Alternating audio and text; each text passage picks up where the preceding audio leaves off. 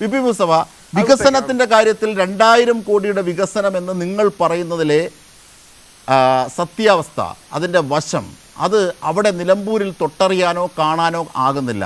ആര്യാടൻ മുഹമ്മദ് ചെയ്തതിനപ്പുറത്തേക്ക് വികസനം ഒരു കാലത്തും ചെയ്തിട്ടില്ല എന്നൊക്കെയാണ് നിജേഷ് അരവിന്ദും കോൺഗ്രസും വാദിക്കുന്നത്. താങ്കൾക്ക് മറുപടി പറയാം. കാണേണ്ടത് 35 വർഷം ആര്യാടൻ മുഹമ്മദ് തനിച്ച് പ്രതിനിധീകരിച്ച മണ്ഡലമാണ് നിലമ്പൂർ. എന്തേ 2016 2011 തന്നെ നിങ്ങൾ കാണണം. 2011 തന്നെ നന്നേ വിയർത്തിട്ടാണ് അന്ന് ശ്രീ ആര്യാടൻ ജയിച്ചു കയറിയത്. 2011-16 ആര്യാടൻ മന്ത്രി കൂടിയായിരുന്ന UDF മന്ത്രിസഭ ഉണ്ടായിരുന്ന കാലമാണ്. അത് കഴിഞ്ഞിട്ടാണ് ഈ 35 വർഷത്തെ ദീർഘമായ ആര്യാടന്റെ പാരമ്പര്യം മകനിലേക്ക് കൈമാറിക്കൊണ്ട് 2016 തെരഞ്ഞെടുപ്പിൽ നിന്നത്. എന്തേ 35 വർഷത്തെ വികസന നേട്ടം 2016 ആര്യാടൻ ഷൗക്കത്തിന് അനുഗുണമായിട്ട് വന്നില്ല? ഇതേ ആര്യാടൻ ഷൗക്കത്ത് തന്നെയാണ് വന്നു നിന്നത്. ഇതിനേക്കാൾ ശക്തനായ ആര്യാടൻ ഷൗക്കത്ത്, അന്നത്തെ അത്ര പ്രഭാവം അല്ലെങ്കിൽ ആര്യാടൻ മുഹമ്മദിന്റെ ആ കരിഷ്മയാകെ മുറ്റി നിന്ന കാലത്ത് എന്തുകൊണ്ട് അന്ന് ആര്യാടൻ ഷൗക്കത്തും ആര്യാടൻ മുഹമ്മദിന്റെ വികസനവും അംഗീകരിക്കപ്പെട്ടില്ല? ആളുകളുടെ മുന്നിൽ വിഷയമുണ്ടെന്നേ. ആ പ്രശ്നമാണ് കഴിഞ്ഞ 9 വർഷം കൊണ്ട് പരിഹരിക്കുന്നത്. 5 വർഷം ആദ്യത്തെ ടേമിൽ അങ്ങനെ ഇടതുപക്ഷ ഗവൺമെന്റ് ആ മണ്ഡലത്തിൽ കാര്യങ്ങൾ ചെയ്തു എന്നുള്ളത് കൊണ്ടാണല്ലോ 2021 LDF-ന് ഈ നിലമ്പൂര് പോലെ അവർ അവകാശപ്പെടുന്ന ഒരു മണ്ഡലത്തിൽ തുടർ വിജയം നേടിയെടുക്കാൻ വേണ്ടി കഴിഞ്ഞത്. അവിടെ നിങ്ങൾ നോക്കൂ, ഏറ്റവും പ്രധാനം ഏത് നാട്ടിൽ പോയാലും കുടിവെള്ളമാണ്. 699 കോടി രൂപയാണ് ജലജീവൻ മിഷനിലൂടെ അവിടെ കുടിവെള്ള പദ്ധതികൾക്ക് മാത്രമായിട്ട് നീക്കിവെച്ചത്. 10 പ്രധാനപ്പെട്ട പാലങ്ങൾ 81 കോടി രൂപയാണ് ചെലവഴിച്ചത്. ഇപ്പൊ ഇവരെല്ലാം കടന്നു വന്നല്ലോ അവിടത്തേക്ക്. ഷാഫിയും മാങ്കൂട്ടത്തിലും എല്ലാം വലിയ നാടകം സൃഷ്ടിച്ച ആ ഹൈവേ ഉൾപ്പെടെ, അതേതാ ജിംഷാദെ റോഡ്? മലയോര ഹൈവേയാ. ആ മലയോര ഹൈവേക്ക് വേണ്ടി ഈ മണ്ഡലത്തിൽ മാത്രം ചെലവഴിച്ചത് 165 കോടി രൂപയാണ്. ലൈഫ് മിഷൻ ഞങ്ങൾ അധികാരത്തിൽ വന്നാൽ പിരിച്ചുവിടും എന്നാണ് UDF കൺവീനർ MM ഹസൻ അന്ന് പറഞ്ഞത്. അവിടെ 4496 കുടുംബങ്ങൾക്ക് ഈ മണ്ഡലത്തിൽ ലൈഫ് മിഷനിലൂടെ വീട് കൊടുത്തു. 7,55,00,000 രൂപയാണ് അതിനുവേണ്ടി ചെലവഴിച്ചിരിക്കുന്നത്. പ്രളയ ദുരന്തം 2018 154 കോടി രൂപയാണ് അതിനുവേണ്ടി ചെലവഴിച്ചിരിക്കുന്നത്. Nilambur Kanoli bio park tourism hub അതേതാണ്ട് പൂർത്തിയായി കഴിഞ്ഞിരിക്കുകയാണ്. അവിടെ ഇപ്പോ നിലമ്പൂരിലെ മിനി സിവിൽ സ്റ്റേഷൻ ഏതാണ്ട് 18 കോടി രൂപ ആ നഗരത്തിന്റെ ആകർഷകത്വമായിട്ട് അത് മാറുകയാണ്.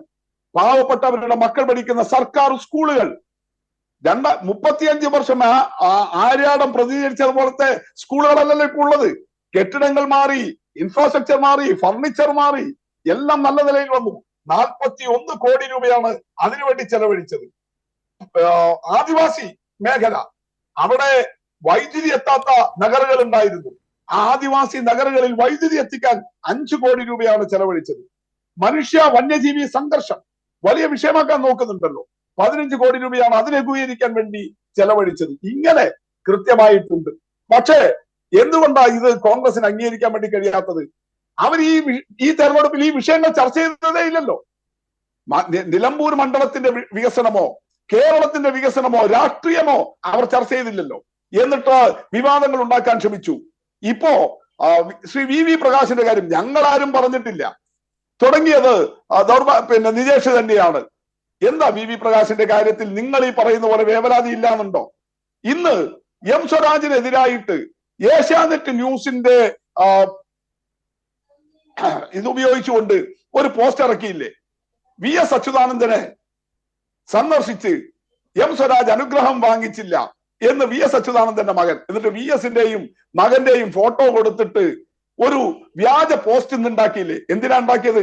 VV പ്രകാശിന്റെ വീട്ടിലെ സന്ദർശനവുമായി ബന്ധപ്പെട്ട് വിവാദം ഉയർന്നു വന്നപ്പോൾ അതിനെ മറികടക്കാൻ UDF കേന്ദ്രങ്ങൾ ഉണ്ടാക്കിയ ഒരു വ്യാജ പോസ്റ്റ് ആയിരുന്നില്ലേ അത്?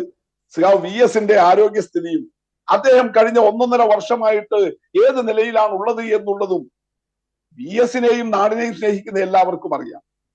അങ്ങനെ VS-ന്റെ വീട്ടിൽ അദ്ദേഹത്തിനെ സന്ദർശിക്കാൻ അനുവദിക്കുന്നില്ല, ആരെയും അനുവദിക്കുന്നില്ല. ആ ഒരു നിലയിലാണ് VS ഉള്ളത്. അപ്പോ VV പ്രകാശിന്റെ വീട്ടിൽ എന്തുകൊണ്ടാണ് ആര്യാടൻ ഷൗക്കത്തിന് പോകാൻ കഴിയാത്തത്? സ്വാഭാവികമായിട്ടും അതൊരു ഇവിടെ നിജേഷ് സൂചിപ്പിച്ചതുപോലെ വൈകാരികതയല്ലേ. ആ വൈകാരിക ബന്ധമുണ്ടെങ്കിൽ സ്വാഭാവികമായിട്ടും കഴിഞ്ഞ 2021 തെരഞ്ഞെടുപ്പിൽ UDF-ന്റെ സ്ഥാനാർത്ഥിയും DCC പ്രസിഡന്റുമായിരുന്ന VV പ്രകാശിന്റെ വീട്ടിൽ പോയി അവരുടെ ഒരു അനുഗ്രഹവും അവരുടെ ഒരു ആശംസയും വാങ്ങിക്കുക എന്നുള്ളത് ഏത് UDF സ്ഥാനാർത്ഥിയായാലും ചെയ്യില്ലേ? എന്താ അവിടെ ആര്യാടൻ ഷൗക്കത്ത് പോകാതിരുന്നത്? താങ്കൾ പറഞ്ഞതുപോലെ തെരഞ്ഞെടുപ്പിന് മാത്രം പോകേണ്ടതല്ല, പക്ഷെ തെരഞ്ഞെടുപ്പിന് സവിശേഷ സന്ദർഭമല്ലേ? VV പ്രകാശിന്റെ തുടർച്ചയിലല്ലേ ആര്യാടൻ അവിടെ ഇപ്പോ ഈ ഷൗക്കത്ത് അവിടെ സ്ഥാനാർത്ഥിയായിട്ട് വരുന്നത്. അപ്പോഴാണ് അജിൻഷാദ് സൂചിപ്പിച്ച മറ്റേ പ്രശ്നം. VV പ്രകാശ് സ്ഥാനാർത്ഥിയായിരുന്നപ്പോൾ ഈ ഷൗക്കത്തിന് കൈ കൊടുക്കാൻ നീട്ടിയപ്പോൾ എന്താണെന്ന് ഷൗക്കത്ത് കാണിച്ചത്? ആ വീഡിയോ സോഷ്യൽ മീഡിയയിൽ പ്രചരിക്കുകയല്ലേ. ഇതാണ് നമ്മുടെ മുന്നിലുള്ള അനുഭവം. അത് വെച്ചുകൊണ്ടാണ് നമുക്ക് ശക്തമായിട്ട് പറയാൻ വേണ്ടി കഴിയുന്നത്. ശരി, തീർച്ചയായും.